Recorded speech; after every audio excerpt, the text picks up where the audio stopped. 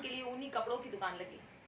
इस बात की सभी को अच्छी तरह से जानकारी है कि सभी मंदिर शासन के अधीन हैं और उनके व्यवस्थापक जिला कलेक्टर हैं और मंदिर की भूमि पर शासन का अधिकार है और शासन के अधिकार की भूमि अर्थात शासकीय भूमि को किसी भी निजी व्यक्ति या संस्था को किसी अन्य व्यक्ति को किराए पर देने का अधिकार नहीं है। लेकिन शासन को ठेंगा बताती एक संस्था ने शासन की भूमि को ही किराए पर देकर शासन को खुली चुनौती दी है। अगर शासन में दम है तो भूमि हमसे छीन कर ले और हम उस भूमि का हमारी इच्छा अनुसार इस्तेमाल करेंगे, उसे किराए दें या बेचें।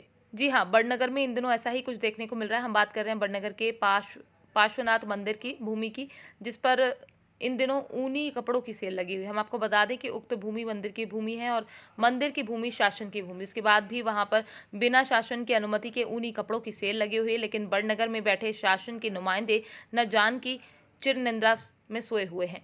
उन्हें ये तक दिखाई नहीं देता कि बस स्टैंड के पास शासकीय भूमि पर दुकान लगी है, जिसका किराया भी वसूला जा रहा है। उसके बाद भी जिम्मेदारों पर वाकई कार्यवाही नहीं की जाना प्रशासनिक अधिकारियों की कार्यप्रणाली पर प्रश्न चिन्ह खड़े करता है। अब इस ओर कलेक्टर मनीष सिंह को भी इस ओर ध्यान देकर शासकीय भूमि से किराया वसूल करने के खिलाफ कार्यवाही करनी पड़ेगी, लेकिन देखते हैं कार्यवाही होती है या नहीं।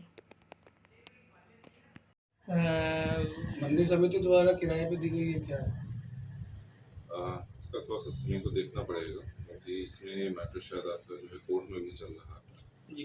तो अगर ये कोर्ट स्टे का कोई उल्लंघन वाला केस हो रहा है यहाँ पे, चाहे किसी भी व्यक्ति द्वारा हो रहा हो, तो उस पर जो है कोर्ट केस के उल्लंघन की जो है कार्रवाई सुनिश्चित करेगा राजस्व। सर, ये कलेक्टर साहब के अधीन भी आता है मंदिर, तो उसमें किस प्रकार से? उसमें हम लोग को देखना पड़ेगा कि ये मंदिर के व्यवस्थापक कलेक्टर सर हैं, बट इसमें शायद कोई सिविल बात चल रहा है, लंबित है। तो उसमें अगर स्टे का उल्लंघन हो रहा है तो फिर उस स्टे को स्थगन जो है सुनिश्चित कराना हमारा कार्य है।